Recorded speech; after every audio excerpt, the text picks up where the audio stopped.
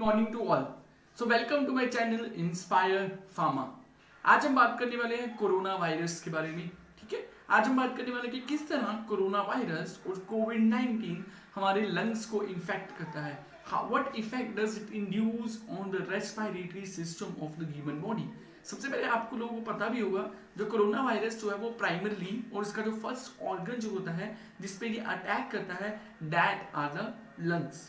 Okay, तो सबसे पहले ये जान लेते हैं कि कितने परसेंटेज ऑफ केसेस में सीवियर सिम्टम्स प्रोड्यूस होते हैं और कितने परसेंटेज ऑफ केसेस में माइल्ड सिम्टम्स प्रोड्यूस होते हैं। So 80% of cases, 80% in the cases patient have the mild symptom, जैसे कि ब्रीदिंग प्रॉब्लम, कफ प्रॉब्लम, ठीक है, उनको ड्राई कफ प्रोड्यूस होता है। तो 80% ऑफ केसेस में जो सिम्टम्स होते हैं माइल्ड ही रहते हैं, because major of the patient और majority of patient has the strong immunity system. बहुत से लोगों का जो इम्यूनिटी सिस्टम है काफी स्ट्रॉन्ग होता है।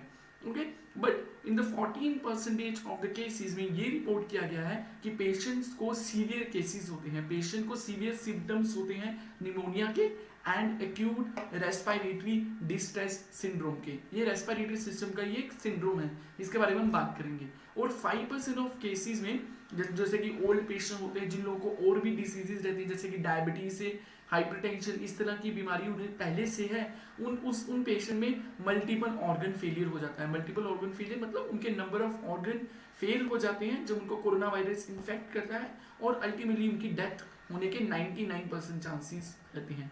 आज हम बात करने वाले हैं कि 14% ऑफ द केसेस जिसमें ये एक्यूट रेस्पिरेटरी सिंड्रोम कॉज करता है और निमोनिया कॉज करता है। उसके साथ साथ हम ये भी जानेंगे कि ये लंग्स में किस तरह ये लंग्स को इन्फेक्ट करता है। सबसे पहले acute respiratory distress syndrome.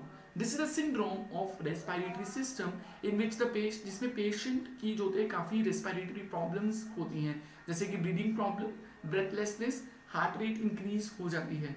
And अगर तो पेशेंट का इम्यूनिटी सिस्टम स्ट्रॉन्ग हो तो इन सिम्टम की जो सीवियरिटी वो धीरे धीरे डिक्रीज होती जाएगी।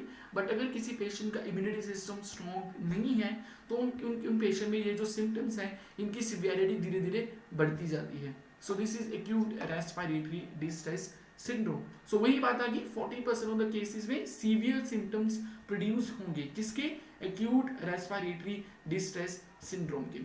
हम बात करते हैं कि लंग्स किस तरह ये निमोनिया कॉज करता है। ठीक है, उससे पहले हमें ये जानना होगा कि किस तरह ये लंग्स को इफेक्ट करता है। सबसे पहले इसको जानने के लिए थोड़ी सी लंग्स की एनाटॉमी के बारे में डिस्कस कर लेते हैं, उसकी फंक्शनिंग के बारे में थोड़ा सा डिस्कस कर लेते हैं। क्या होता है, लंग्स में एक पार्ट रहता है जिसका नाम होता है एल्वोलाई।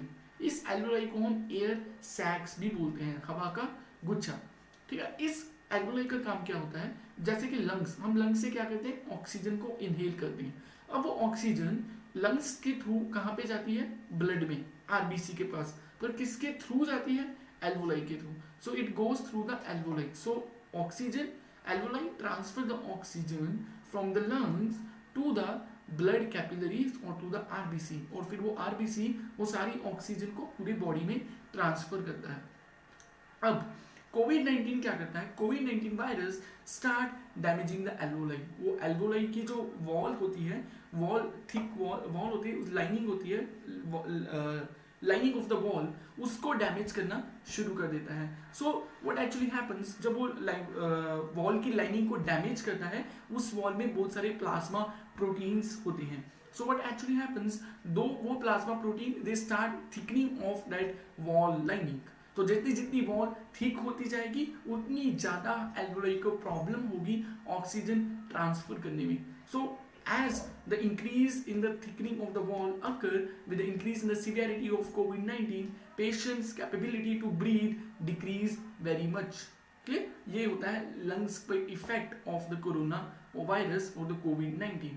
ठीक है, ये हो गया लंग्स पे इफेक्ट। अब इससे निमोनिया कैसे होता है, अब क्या होता है, निमोनिया का मतलब क्या है, निमोनिया का मतलब होता है जब आपके एल्वोलाई में बहुत सारा एक्स्ट्रा लिक्विड और एक्स्ट्रा फ्लूइड एकमुलेट होना शुरू हो जाता है। अब कोविड-19 ने आपकी एल्वोलाई को वॉल को तो डैमेज कर ही दिया है। अब जो प्लाज्मा प्रोटीन जो मैंने बोला था कि वहां पे वॉल पे एकमुलेट होना शुरू हो जाएगा, वो एल्वोलाई के अंदर लीक करना शुरू कर जाता है, क्योंकि वॉल थिक हो चुकी है, उसमें इन्फ्लामेशन हो चुकी है। अब वो जो फ्लूइड है वो एल्वोलाई के अंदर एक्युमुलेट होना शुरू हो जाएगा, जिसकी वजह से एल्वोलाई के अंदर एक्स्ट्रा लिक्विड एक्युमुलेट होने की वजह से पेशेंट को सीवियर निमोनिया हो जाएगा। सो निमोनिया के क्या क्या सिम्टम्स होंगे, आपको ब्रीदिंग करने में बहुत प्रॉब्लम होगी, ठीक है, आप थोड़ा सा इधर से उधर वॉक करेंगे आपको सांस चढ़ जाएगी, आपकी हार्ट रेट काफी डिक्रीज हो जाएगी और dry cough. This are the symptoms of pneumonia. तो मैंने आपको बता ही दिया कि निमोनिया कैसे होता है। पहले वायरस धीरे धीरे एल्वोलाई की वॉल को डैमेज करता है, जैसे जैसे वो डैमेज बढ़ता जाता है तो उस जो फ्लूइड एल्वोलाई की वॉल के बाहर होता है वो एल्वोलाई के अंदर एक्युमुलेट होना शुरू हो जाता है। So this is the damage which is caused by the corona virus. Okay, so इस पूरी डिस्कशन से हमें क्या पता चला कि कोविड-19 in 80% patient it produce a mild symptom, in some patients it produce the acute respiratory distress syndrome, and in 40% of the cases it causes the pneumonia। और निमोनिया उन लोगों को ज्यादा होने के चांसेस होंगे जिनका इम्यूनिटी सिस्टम वीक होगा, जिनको पहले से कोई ना कोई रेस्पिरेटरी बीमारियां होंगी, जैसे कि अस्थमा हो सकता है, उनको सीओपीडी होगा पहले से, तो उन पेशेंट्स में निमोनिया होने के चांसेस ज़्यादा रहेंगे। और अगर हमने निमोनिया को प्रॉपर्ली कंट्रोल नहीं किया, निमोनिया को कंट्रोल कैसे करेंगे हम, उसको प्रॉपर्ली ऑक्सीजन सप्लाई करेंगे, आर्टिफिशियल ऑक्सीजन सप्लाई करेंगे, और जो लंग्स में फ्लूइड इकट्ठा हो चुका है, एल्वोलाई में फ्लूइड इकट्ठा हो चुका है, उसको रिमूव करना पड़ेगा with a very fast time, क्योंकि बिकॉज जैसे जैसे फ्लूइड ज़्यादा बढ़ता गया तो पेशेंट की अचानक रैपिड ब्रीदिंग भी स्टॉप हो सकती है, ठीक है। तो ये इसका ट्रीटमेंट है, हमें फटाफट फ्लूइड में से वो उस एल्वोलाई में से फ्लूइड को बाहर निकालना है। सो आई होप आप लोग समझ पाए होंगे कि किस तरह कोरोना वायरस लंग्स को इन्फेक्ट कर रहा है। So stay safe, use mask and use make the social distancing so that आप भी अपने लंग्स को, आप भी अपने रेस्पिरेटरी सिस्टम को कोविड-19 के इफेक्ट से बचा सकें। Thank you so much for supporting inspire pharma, keep supporting, thank you.